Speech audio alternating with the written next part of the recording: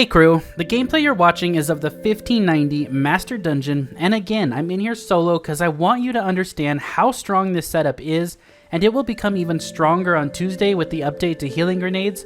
When you consume them, you'll get a ×2 or 3 restoration and have unlimited Icarus dashes, so that will be awesome.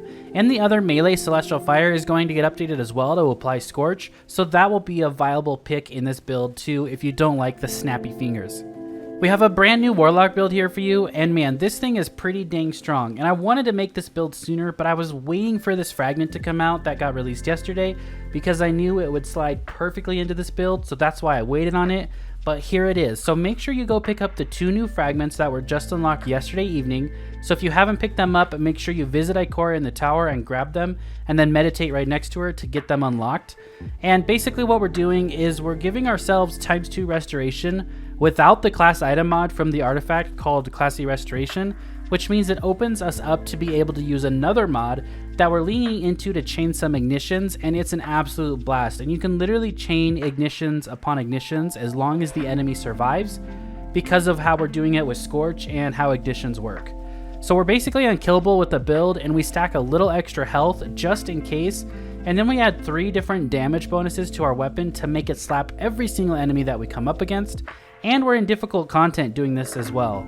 All while having 100% uptime thanks to the new fragments on restoration and our radiant, and it's just a blast for ad clearing. And then on top of that, you can still put in whatever heavy weapon you want to use, like the new linear fusion rifle from the dungeon. I believe it's called Storm Chaser, but you could use that thing to put out some awesome damage, and you're still running Well of Radiance for your team and being able to heal your team with your grenade if you want. So it kind of brings the best of both worlds, and Well of Radiance is still not to be underestimated. It's still one of the best supers to be using when you're running dungeons with people, raids with people, all kind of things. Thank you so much to all the members of the channel. I really appreciate the support and that you find my content good enough to support me, so thank you so much for that. It means more than you'll ever know. Now the first thing I want to go over with this build is the new exotic boots that were released this season. These are called Rain of Fire.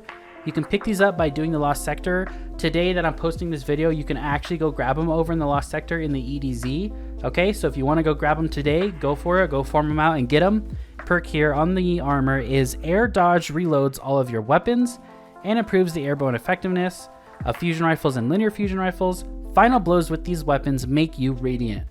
So the 2 main things we're taking advantage of here is Air Dodge reloads all your weapons, and then final blows with these weapons make you radiant. So now that we can become radiant by just using a fusion rifle, we don't have to use that as a fragment, so that opens up a fragment slot. And then on top of that, we get Air Dodge reloads all our weapons. So on Tuesday with the new update that comes out, when you consume a grenade and that grants you heat rises, you'll have unlimited Icarus dashes, right? And you'll always have heat rises up because you're always going to be getting kills. So you can always Air Dodge and reload all you want. And then we're always radiant because final blows make us radiant.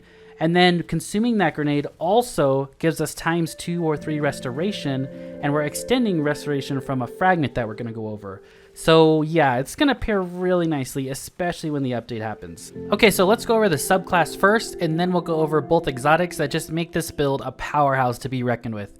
So we're on the subclass here, and you want to be running Well of Radiance to help out your team in hard activities, or if you're doing solo activities, definitely suggest Well, and we get it back super fast. Empowering Rift because we already have unlimited healing, so we don't need the healing rift. You can run whatever melee you want. Celestial Fire is getting updated on Tuesday to cause Scorch and do a couple different things, so it will be just as good. For our grenade, you want to be running Healing Grenade. The reason we're using Healing Grenade here is because it grants restoration to us and allies, and it's a ×2 restoration. So we're taking this ×2 restoration, combining with 100 resilience, basically becoming invincible, and then making sure that we always have this restoration available and our damage boost available. For the aspects here, we have Touch of Flame.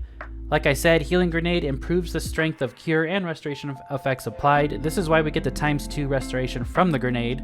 And then we also have Icarus Dash. This will play into our exotic, but while Heat Rise is active, you gain an additional dodge. So this might be even better on Tuesday, this build, because on Tuesday, the update to Healing Grenade says we can consume it, and that'll grant restoration as well.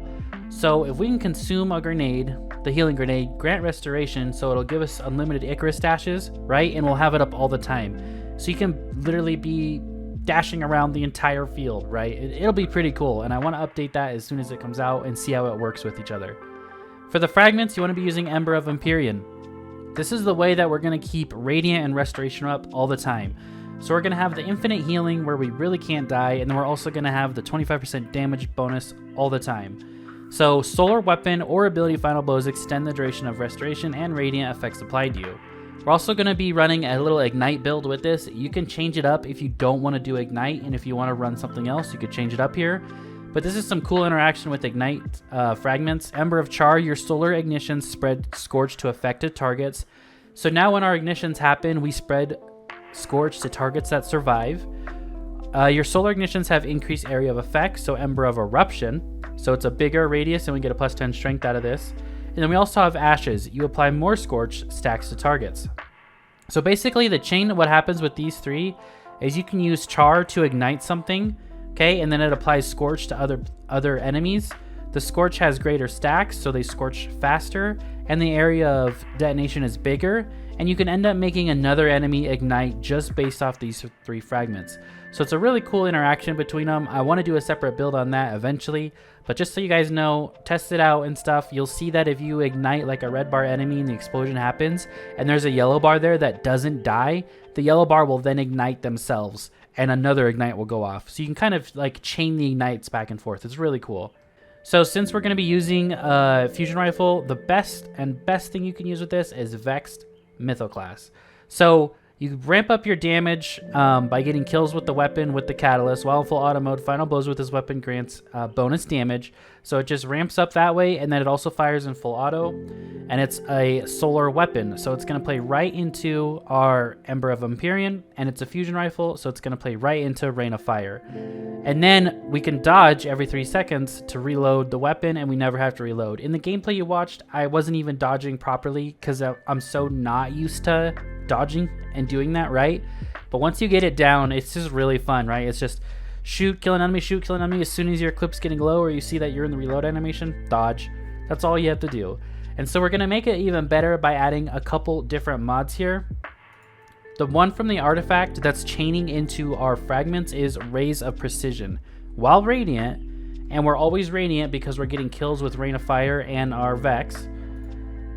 While Radiant, Solar Precision Final Blows cause combatants to ignite. So all you have to do is get a Precision Final Blow with our weapon. That's going to cause the combatant to ignite, right? Your Solar Ignition spreads Scorch, so now they ignite, they spread the Scorch, we stack the Scorch, and it's a bigger ignition. That's how that all plays into each other, and it's a really nice combo.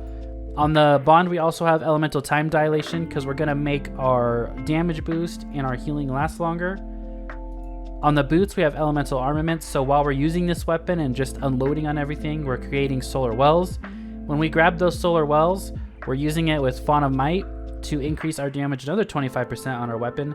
So now you have the damage of Fawn of Might, okay? You have the damage of Radiant from the boots, and then you also have the damage bonus from Vex, all stacking on each other. You could take this one step further and go become charged with light and use high energy fire because that all stacks with each other. But I didn't really think high energy fire was needed, and I opted to go with two other things. We have Well of Life for some extra healing just in case for whatever reason our restoration is down. Well of Life is healing when we pick up the well. And then on our helmet we have Melee Well Maker, just an extra way to spawn wells just in case we need a quick, use our melee, get the well, and start the chain happening again. But as you saw in the gameplay, that's 1590 Master Dungeon content, guys. It doesn't get much better than that. And the crazy thing about it is, even if we don't use Rays of Precision here and we take this off, this build alone will work so well in all future seasons. Like, I almost think Warlock is going to be the next strongest once Solar 3.0 is done. I guess we'll have to see what happens with Arc.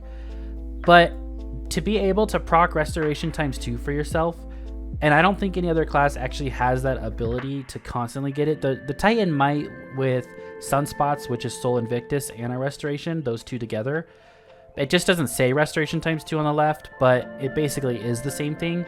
So Titans might, Hunters, you guys might just be screwed on the ×2 Restoration thing once the season's gone.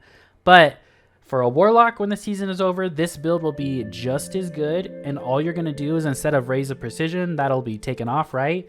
And then you could just change the fragments around to go with whatever you want. Like scorching enemies gives you class ability energy, right? Your class ability energy recharges faster when you scorch targets.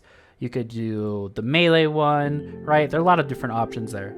So hope you guys enjoyed this video. I hope you found it helpful. This is the Reign of Fire new exotic, the Vex Mytho class, Solar 3.0 on the Warlock. And doesn't that Warlock look freaking sweet? I'll see you all in the next video. Have a great rest of your day. Thank you so much for watching my content. I appreciate it. And I'll see you guys all in the next one.